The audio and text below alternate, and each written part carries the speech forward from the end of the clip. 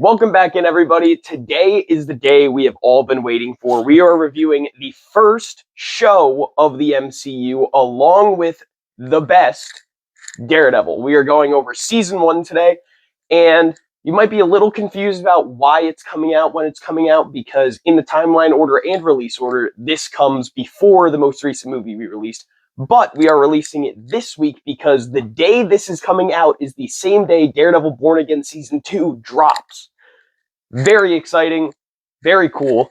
I am Bladen. This is Joe. We have committed ourselves to rewatching the entirety of the MCU in build-up for Avengers Secret Wars. I'm going to hand it over to Joe. He's going to give you a quick synopsis of the show and a rundown of all the episodes, and then we will get into the review. Before we get into it, though, I haven't rewatched it. You have. I have rewatched the show. He is not. He is going to. So it'll be my memories based off of. Yeah, he's going to give me a sort of interview style review where he's going to be asking me questions about my thoughts on the show, and I'm going to be giving him the answers. That's how the review is going to be structured. I hope you understand, seeing as it would be very, very hard for the both of us to watch a 13-episode show and get prepared for all of that. So I am bearing the responsibility because he is lazy. I'm just kidding. He works very hard, and that is why I am doing the show reviews. Yeah. But so 13 episodes in the first season. You have episode 1, Into the Ring. Episode 2, Cut Man. 3, Rabbit in a Snowstorm. 4, In the Blood. Episode 5, World on Fire. 6, Condemned. 7, Stick. 8, Shadows in the Glass. 9, Speak of the Devil. 10, Nelson vs. Murdoch. 11, The Path of the Righteous. 12, The Ones We Leave Behind. And 13, Daredevil. So, quick synopsis. Marvel's Daredevil follows Matt Murdock, a blind lawyer who uses his heightened sentences to fight crime as a masked vigilante in New York City's Hell's Kitchen. The series explores his struggles to balance his legal career with his nighttime activities, facing various adversaries and moral dilemmas along the way. Sweet. So, for a first season, was it great? Not just good, but great. Absolute peak. This is the best live-action superhero show ever. Possibly the best superhero show ever. Even better than any animated show. It'd be hard to dispute that, but at the same time, I hold cartoon shows to a different standard than I would hold a live action. I do agree. That's why at first I said the best live action, but I think there is a case to be made that this could be the best show. There could definitely be an argument, but overall, I think the length harms it more than helps it. Like, not saying that I hate that it's long. I love Daredevil. Like, it's been forever since I watched it, but I look back at those memories very fondly, and like, I would watch it again, but don't have the time for 13 hours of watching I think a show. I think it is definitely a show of the time this was released, the amount of episodes. Yeah. Because before this, most TV shows had a 24-hour episode count, but each episode would only be around 25 minutes. This one hits the sweet spot where they can have those long episodes and have a longer season, having 13 episodes in the one season, unlike the shows that come out nowadays where it's like 6, 8 episodes where it doesn't get the time to flesh out the story properly, or it has too much time to flesh out the story, which means they're adding in things that don't make sense. They're doing things they're trying to bloat the runtime. This show hits the sweet spot where it has just the right amount of time to tell its perfect story, and it does it so well. The storytelling in this show is unmatched. And for me personally, like, I watched all the Netflix shows up until The Defenders was the last one. For the Marvel ones, Defenders came out, and then the final season of Daredevil. Actually, a lot came out after Defenders. The Punisher series, the final season of Daredevil, the final season of Jessica Jones. I think I thought Jessica Jones ended before Defenders. I didn't realize they did this. The final season of Luke Cage and Iron Fist was the only show that didn't continue. Yeah. Which makes sense. No, I thought Luke Cage only had one season. Luke Cage had 3. Man, I missed a lot then. Yeah. But Daredevil was definitely the highlight. of Oh, all absolutely. those. Like, Absolutely. I've heard people make arguments on different things where they're like, "Oh, Punisher was the best one," and I'm like, Punisher was good, but better than Daredevil? No, And it they are definitely bringing wasn't. back the show, the writer of one of the best episodes of Punisher. That writer has come back to write the entire second season of Daredevil Born Again, which gives me a lot of hope for that season. Yeah, and I do have hope for the season 2. I think the criticisms for season 1 that I had will be hopefully mitigated in Mhm. season 2. And I didn't finish season 1, and I think a lot of people didn't finish season 1, which is why they're changing it up to try Yeah. and go back more to what the Netflix show felt like, which is a great thing because obviously if you're going to continue the Netflix show, you should make it the Netflix show rather Yes, than absolutely. starting to make it into a Disney Plus show. Yep. But yeah. From what I remember, I think Daredevil season 1 is a fantastic season. Reading through the episode list, I was getting flashbacks of different parts. Like Yep. they have, I think it's War of the Righteous is where Karen shoots Yes, the second. I think it's the the second to second last in command. episode. That Yeah. scene That had me on the edge of episode, my seat the entire scene, and that whole episode too. That's the episode where Vanessa ends up getting poisoned, yeah. and Fisk rushes her to the hospital. There's so much great things in that episode, and Daredevil season 1 does a fantastic job of balancing it all out. And like overall, like all of Daredevil, I look back at fondly. Like, Oh, absolutely, for sure. But yeah. So, how was the CGI and stunts? The Does it best hold up part better? about this show is that I didn't catch one moment where they used any CGI in this entire first season. I didn't see a speck of it throughout the entire thing, except for the. And I mean, obviously, there's like wire work that they paint out. Except for the explosions at the end of episode 8 or 9, I believe. No, I think it was earlier than that, because that's the episode right before we get the episode with Vladimir and Daredevil being buried underground. So I think it was probably like episode 6. Maybe no, it wasn't episode 5. Well, but either way, it happens in an episode. That was the only moment I've noticed there was CGI, because obviously they're not going to blow up an entire portion of New York City in real life. So I mean, they probably wanted to, but yeah, but you know, Daredevil season 1, I could totally have pictured them trying to do something like that. There's probably it would have been great if they had gotten like miniatures and they did it all miniature. Man, would have been so good. Miniature work is always so much fun to watch. Absolutely. But and the stunts. The stunts in this show are so fantastic, and the show isn't really highlighted for its stunts. It's more highlighted for its fight choreography. Yeah. This show has the best fight choreography in the MCU. I mean, I still disagree. It has but the same choreographer from Winter Soldier on it. As the head choreographer for the show. It has more fight scenes than probably any MCU project ever. It has the best stunts. It shows fighting in less of like a bam pow way where you get in the comics. Yeah. This is a gritty, real, there's blood on the ground. Yeah. Your fists are getting hurt. You're getting tired fights. The hallway fight scene in the second episode is the best fight scene in the entirety of the MCU. I mean, I still disagree with that. And I have watched that fight scene recently. But I think part of it is Daredevil's rated R and Winter Soldier was PG-13. Like, so you do have a lot more that you can lean into with the violence side for your fight choreography, whereas Winter Soldier obviously has to dial it back because they're trying to reach more people. I still personally think keep the rating down. But I personally, it probably is, and if I watch the show again, I'd probably agree. But I think if Winter Soldier had been a rated R movie, it would have topped it like easily, and that's why I keep it. Maybe I'll just say it's the same level, just because if Winter Soldier was rated R and they were allowed to lean into the violence a little bit more, it probably could have topped Daredevil. But yeah, no, I remember most of the stunts pretty fondly from this movie, like Show.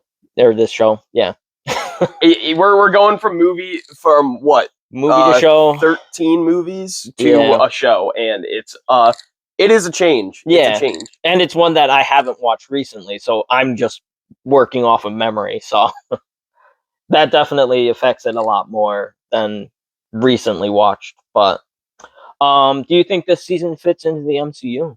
I think this season is probably the Netflix show or season that fits the best into the MCU. We are constantly being told Easter eggs, and we have little things that do connect it. Like the news channels that are featured in this show that we see all the time are the same from the MCU, which I don't think we see a lot in other Netflix shows. We get constant references to events that are taking place in the MCU. There's the first episode mentions the Chitauri, right? Yeah, the first episode talks about the Battle of New York. We get references to Thor from Wesley and Iron Man from Wesley, and we even get hits at Captain America and who else? I think references to Captain America from Foggy, and we see a lot of newspapers just posted up in the background talking about the Battle of Harlem, where we saw Incredible Hulk happen, and we see pictures of events taking place in the MCU, and it all ties in really well without having to go out of its way to say, yeah, we're connected, or having to show a character, which it still would have been great. Yeah, it would have been cool, but understandable because technically they weren't connected at the time. Yep. So it was a good balance of keeping it connected without being like, hey, look, here's Iron Man. Like, But do you have a favorite episode? I have two. The first is Stick, which introduces Stick to the show and shows us a bit of Matt's origin and him training and the relationship that will be built more on in season 2. Yeah. It's one of my favorite dynamics in the whole show, the relationship between Matt Murdock and Stick. And the other is Murdock versus, or what is it? Foggy versus Murdock, or Nelson versus Murdock, or something. Yeah, Nelson versus Murdock. It shows more of Matt's college life when he was rooming with Foggy. It builds out the relationship so well, and it personally has the best acting in the first season, in my opinion. Just the way that these two bros can be so vulnerable with each other in that scene. Yeah, and Foggy and Matt as the actors, like, I think they do really well together. And it's just Charlie like we said in our I think it was our last video where we talked about just subtle acting. Yeah. Just some of the small things that they do in that episode where you can see some of the stuff that Foggy is saying to Matt. It's hurting him, but he won't cry until Foggy begins to call him out on some of the stuff that he's been doing, and just the way that they act that scene and the way that their relationship grows from that episode makes it one of my favorites in the whole show, not even just the first season. Yeah, for sure. Favorite character? It's hard to top Matt. He's such. I mean, I love Foggy. Honestly. Foggy's up there, but one of the people I do see talked about a lot, but not enough. Ben Urich is such a good really character in this first season, and it's the only time that we see him because Wilson Fisk does kill him by the end of the show. And spoilers for a show that's 10 years old, more I think. Than that, came out 2013? Yeah, something like that. So 13 years old. Jeez. Around that. But yeah. So when he passes away, you can clearly tell the effect that it has on all the characters. Yeah. And even just smaller characters like what's her name? The woman who was getting evicted from her apartment. That Karen and Foggy were representing. I can't remember her name. Either. Yeah, but I'm trying to remember from a much further time than you. Yeah, but even the smaller characters add so much to this show. Yeah, it really is. I think you could probably teach an entire college course just on this show about this season or this show. The show. Okay, because I was going to say it'd be hard to do a whole yearly course on one Yes, season. but I think that this one would be the most on possible. on filmmaking, you could do an entire course just on this show about the cinematography, the acting, the directing, everything Casting, behind the show is perfect. Yeah. And I mean, Vincent D'Onofrio as Kingpin was great. I mean, I liked I can't remember his name, the actor they chose in Ben Affleck's for Kingpin. I like Michael Clark Duncan. Yeah. Yep. Dude, that guy is awesome. Yeah. And rest in peace. If there was anyone else that I would have had play Kingpin, it would have been him again. Like, just saying. Yep. But yeah, anything that stood out to you this season? The acting is one of them. Every character, every actor brings their A game in this first season, and it shows. Every conversation has weight and emotion behind it. There's never a one-note scene. There's always something else going on in the background of every scene that you have to pay attention to. Yeah. And the action is definitely another one. We've already talked about. The action stands out. We've already talked about the fight choreography just for this show and everything like that, but it is something that needs to be looked at and appreciated for how good it is. For sure. Especially for the time, because we don't get stuff like this now anymore. I mean, this show really is like a time capsule that probably will never be captured again. And I hope upon hope that Daredevil Born Again Season 2 can bring back some of that magic. But this show is just a masterclass in everything it does. Yeah, no. They did extremely well with this one, and I think when Season 1 came out for Born Again, I even told you, I was like, I'm hoping it's good, but I don't have much hope. But for Season 2... Because you're like, how are you going to hit that level? Yeah, like, but for Season 2, I still have the hope, but I am more excited for it. Like, I mean, the anti-vigilante police force, or whatever it's called, like, I think that will be an interesting dynamic.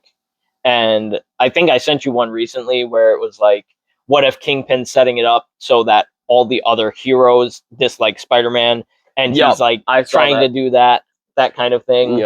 And so he'll give the key to the city to Spider-Man and stuff, and like set Spider-Man up to be like the hero of New York, while being anti-vigilante to every other hero, which would be a really fun thing to do, which they probably won't. I mean, I could imagine Charlie Cox showing up for Brand New Day, but I can't imagine Vincent D'Onofrio showing up for Brand New Day. I really couldn't see it. Especially if they do go the way of having Season 2 of Daredevil Born Again have Kingpin be taken out of the mayoral role. Yeah. I could really see him not showing up, but I would like to maybe see that happen. My theory is that when Kingpin goes down in Daredevil Born Again Season 2, that's where Tombstone comes in and tries to take the territory for himself, which I think could be a very cool idea, but we're not getting into Spider-Man Brand New Day right now.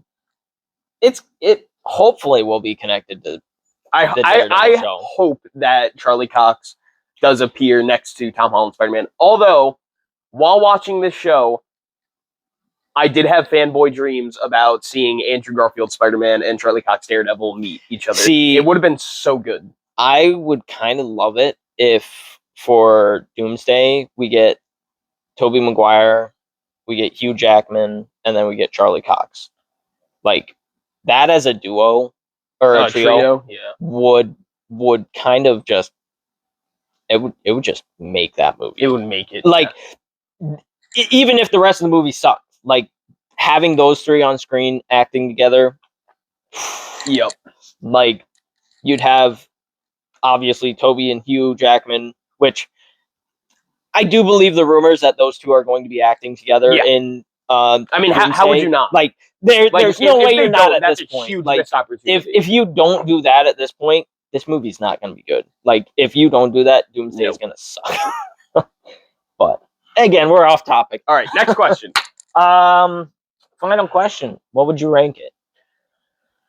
I mean, I feel like this is an easy S tier. Like, S tier. I think it's at the top of S tier. I think this show beats Winter Soldier for me. just because I think if Winter But this- Soldier was a show, Before you get into that, no. So I'll our tier lists are going to be going to be separated. So for this video, we're going to be showing a list of just the shows, and then the shows combined with the movies, and where that would rank. And if we're watching a movie, we will do the movie rankings with no shows in them, and then include a picture of if all you don't of them get lazy. combined. If you don't get lazy. I mean, you didn't even put a tier list on Guardians yet, so. Well, I mean, I feel like if people were able to look at us ranking Guardians C tier movie, we might get canceled. So I mean, we put it. I did say we could put it low B. Yeah, but and then you put you it didn't low. throw the You gauntlet. put it You high didn't throw the C. gauntlet. Yeah, I know. I know. No, I totally agree with parts of what you said. It's definitely an S tier. But again, you have 13 hours of Daredevil compared to 2 hours of Winter Soldier. I understand that, and So- that's why I think it's better, just because of the quantity. I think if this And was that's- a movie, Winter Soldier could beat it, and I think if Winter Soldier was a show, Winter Soldier could beat it. Yeah. But we're looking at what it is right now, and this has more great. But than that's Winter Soldier why I think does. the tier list should just be completely separate. Well, I feel like we should combine them together. Maybe but maybe we at will the have end. separate What if we did it at the end? where they're Like all we combined. do a dedicated episode where we're like, okay, so here's what we have in S tier for movies, here's what we have in S tier for shows, and then we combine those two tier lists and put them in different spots, and then do the same and do a dedicated video for that. We could do something like that. I think that would work better, because then it also gives us time to sit and like think about where we put things on the list before we even start combining things. That is true. We'll have to figure it out. You will know while watching this video, because you'll see how the format looks. Yeah. But we don't know yet what we're gonna do with it. So Yeah. Still discussing, but I think that'd be the best way to do it. that will yeah. be interesting. Overall, I remember Daredevil extremely fondly. And if I had the time to sit down for 13 hours and just watch a show, it would be Daredevil. Yep. That It would is be great. it is so good. And it's just one of those ones that, I mean, it's hard to find a show that doesn't have a weak episode. And now that I'm thinking about it, Marvel has like 3 shows that don't have a weak episode: Daredevil, Earth's Mightiest Heroes, and Spectacular Spider-Man. Like, just saying, not a single weak episode in those 3 shows. Yep.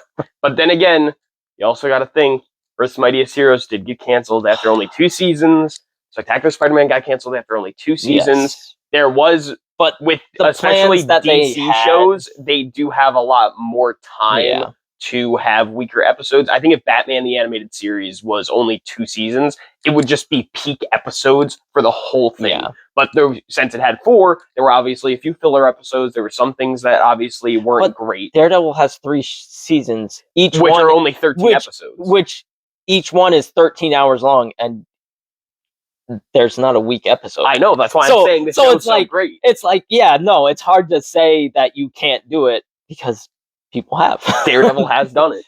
Like, that's, let's see, 26, Well, 39 hours. Well, season 2 does have a few weak episodes in it, in Daredevil, so. Maybe I'm just blocking them out. Well, season 2 is where we get the hand stuff and Elektra and all that. I mean, Punisher is the beginning half of the season, then we get into like the hand where it does yeah. lose a little bit. I mean, I guess that does a little bit weaker, but I mean, the Punisher side way overshadows it, so that's probably why I'm misremembering. So, well, then there's 2 shows that have no weak episodes. Yep. But yeah, no, Daredevil is a great show. As you said, that hallway fight scene being, I mean, it's second episode, but it's close enough to the start that you can be like, this is your first introduction to the action in Daredevil. Yep.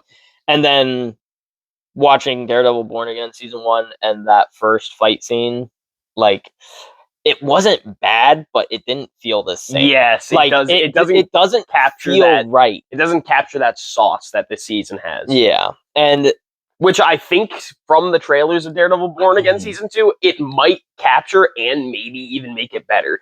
Because I've noticed that what they've done with Daredevil in the MCU is, in this show, they took him very grounded. When with like fights and stuff. They did a very much sort of realistic take on violence in this show. And in the MCU, they've kind of leaned away from that, where they're going into the Daredevil from the comics a bit more, where he's jumping around, doing flips everywhere, throwing his billy club back and forth, smacking people in the face with it. Yeah. I think in Daredevil Born Again Season 2, what they're going to do is they're going to bring back the gritty violence, but also incorporate some of that fantastical action, which I think could outdo the action in the show if they do it right. If they do it right, I agree. But it's Disney It's a Plus. tall order. It's a Disney Plus show from modern Disney, which means that they're gonna have their work cut out for them. Yeah. But yeah, no, I'm definitely more willing to give Born Again Season 2 a chance than I did for Season 1. Yeah, like for sure. For sure. But I mean, it's hard to talk about a show without bringing up other seasons, like especially when you have, as you said, 13 years of established other connected things and everything like that, and the most recent thing hopefully leading into the Spider-Man Brand New Day, like, so it's hard to talk just about this, but it is very hard, yes. But I think that's all the thoughts I have about the show or the first season, which it's great. It's so good. No, it's I had such a great time rewatching this season, and I cannot wait to get into the next two and the other Netflix shows, which some I haven't seen before, so that's going to be fun. Which ones haven't you seen so far? Any of them other than Daredevil. I've seen the first season of Luke Cage. I binged that with my cousin when it came out because he was a very big fan of that show. And I think I've seen the second season of Jessica Jones, and that is it. Okay. I've watched the first 2 episodes. Defenders? I watched the first 2 episodes of Defenders, and I didn't watch the rest. See, people complain about the Defenders, but like, I don't think it's a strong show for sure. But I think it was good enough. Like, it got the characters together in a decent way. Yep. Maybe not the best way, but a decent enough way.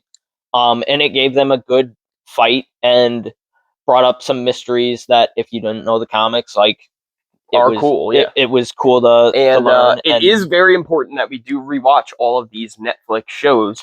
Yes. We were debating on this because we didn't know what was all going to be considered MCU canon. We knew that this show was due to the fact that Born Again came out. After we got the reveal that Jessica Jones will officially be appeering in Daredevil Born Again Season 2, we knew we also had to watch Jessica Jones. Yes. And all the rumors Iron Fist and Luke Cage have been... Have they been confirmed? Finn will, what's his name? Finn... The guy who plays Iron Fist. Yes. He's been posting lots of Iron Fist related things. Yeah. Which... It's getting more and more likely that Luke Cage and Iron Fist will also show up in Daredevil Born Again Season 2. And obviously we have to watch Punisher because he shows up in Born Again Season 1.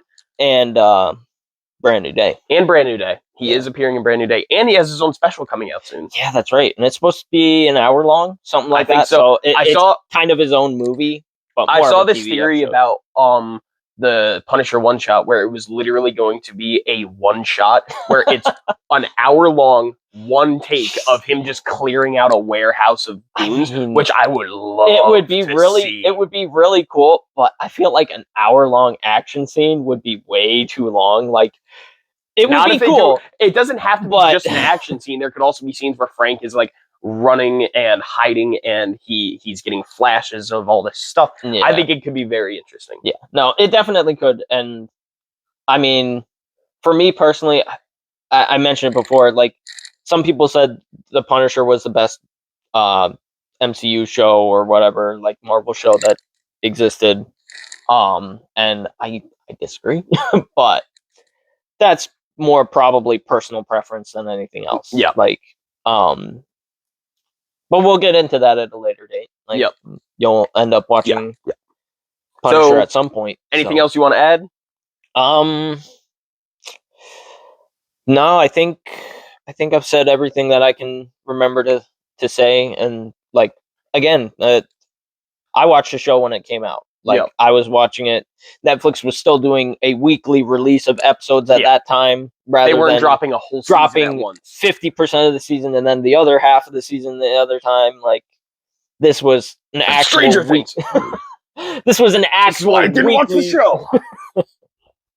an actual weekly show, which for a show, obviously that's what you want to do. Like Of course. You don't want to drop the whole thing and then just have you binge it and be like, well, I have nothing to do now for the next month. If you drop 13 hours of content all at once, like that's a lot. Not only to ask your fans to do, but like even people who have that time on their hands, like just imagine sitting there for 13 hours straight. Like that's a lot. You can do it with time. some things, like stuff with like Lord of the Rings. That's something you can sit down and watch and just get enthralled by the world. But again, if you're doing you that have to consistently that, for like, every single show you're releasing, it's gonna burn people out. Yeah. But that's a complaint about Netflix, not this show. This show. In fact, I'm commending Netflix for releasing this show. I have zero complaints about this first season. Yes. It's so good. No, the first season, it's one that I hope to watch again soon. But at this point, I haven't had the time. Yep. So we have ranked season 1 of Netflix's, now Disney Plus's Daredevil, a S tier show. Top of the S rank for the show list. Good start. Yeah. Gonna be a bad finish. Yeah, we'll get to there. But thank you all for watching, and make sure to like, subscribe, comment on this video, do all of the things that YouTube likes you to do, and we will see you in the next one where we review. What are we reviewing? What would Jessica Jones season 1? Jessica Jones will be the next show that we review. Thank you all for watching, and have a wonderful day.